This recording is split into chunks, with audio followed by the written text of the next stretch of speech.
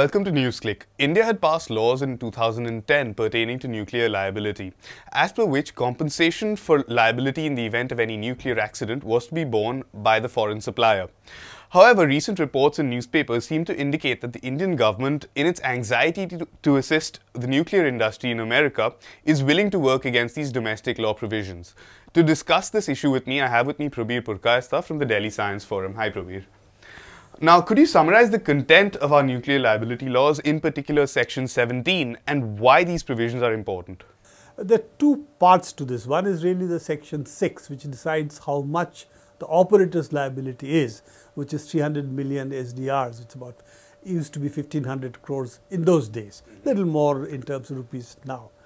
Now, Section 17 is the right to recourse of the operator in case there are problems with what the suppliers have given the equipment, and for which, if there has been an accident, the operator has paid compensation. So it's really recourse to recover the compensation he might have paid as a consequence of an accident. And of course, the key point being that the operator in India will always be the Indian government.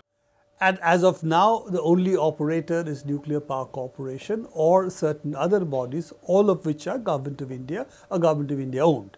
So at the moment, it's really government liabilities, but there are two sets of government liabilities. One as the operator, which could be the Nuclear Power Corporation, and then if it goes beyond 300 million SDRs, then obviously the liability really falls on the government. So capping the operator's liability, in a sense, was also capping the liability of the suppliers, because the right to recourse is limited by the amount that the operator can pay, and beyond that the government, there is no right to recourse of the government if it has to pay more than beyond the 300 million SDRs. So already a cap existed. As I said, 300 million SDR is not a huge cap, because considering the cost of one reactor, which is really, could be 8,000, 9,000 crores. So you're really talking of huge money. So this 300 million SDRs that we are talking about, or 1,500 crores that we are talking about, is a fraction of the total liability or the total contract value of the supplier. And it's quite surprising that the nuclear suppliers are not willing to even have the risk of a right to recourse, which is only of this amount. Now, how is the government exactly trying to evade this provision, Section 17 in particular, or help the suppliers by ensuring that they can evade their responsibilities under the law? See, I don't think under the law they can evade the responsibilities. The government seems to be really trying to do something which is illegal, in my view. It seems that Ghulam Bahanabati, who's already been in hot waters doing various things, particularly on the 2G case. Also the Colgate case, where he was a party to a meeting in which they were discussing how to lie to the Supreme Court. So Bahanabati has really blotted his copybook seriously on the kind of advice he is given. As Attorney General, he is supposed to advise what is the law, not act like a government pleader, which he seems to be doing.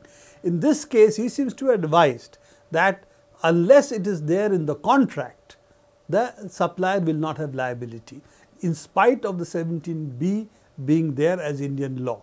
This again, I think, is a very, very strange, really a strange reading of the law, because under the law, current law in India and most parts of the world, whoever is a supplier has tortious liability. He has liability under law in any case. And unless there is explicit provision telling him that he does not have this liability, the liability would in any case stand. So 17A and B, to my mind, are two independent clauses, and where the 17A talks about it being in the contract, 17B talks about what is the liability that the supplier has in case of defective supplies. So I do not see A and B being together. In fact, in Parliament, in the Standing Committee, discussion did take place. At one point, a very serious attempt was made to introduce an "and" between 17A and B. And this was rejected by the Standing Committee, and that was finally what was passed by the Parliament. Yeah. So why is India so eager to purchase equipment from the United States, given that we have a choice of suppliers? Different countries such as France and China are also willing to sell equipment to us. So we should be in a position of strength, ideally, as far as the bargaining power is concerned.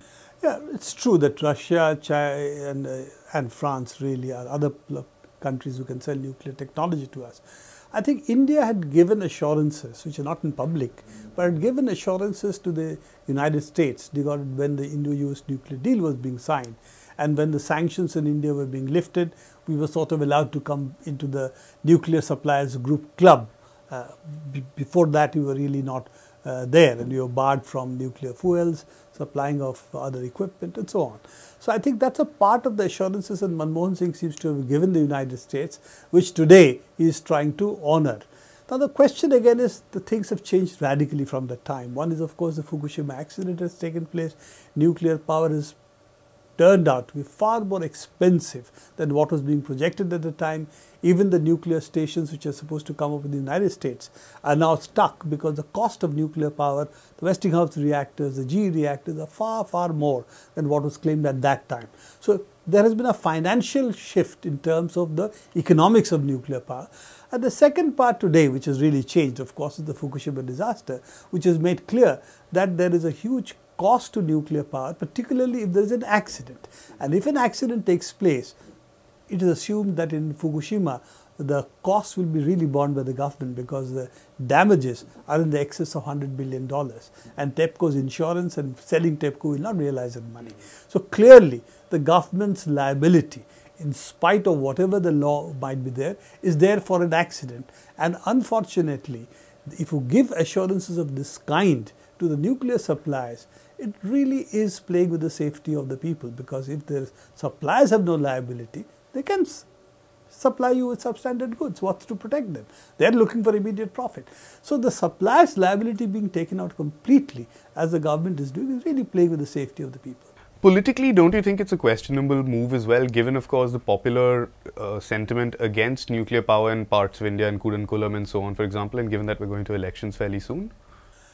Well, I would say it is a rather stupid move, because the Bhopal gas disaster also makes this very sensitive question in India, that nuclear accident, like a Bhopal disaster, an industrial accident taking place, could affect thousands, if not millions of people.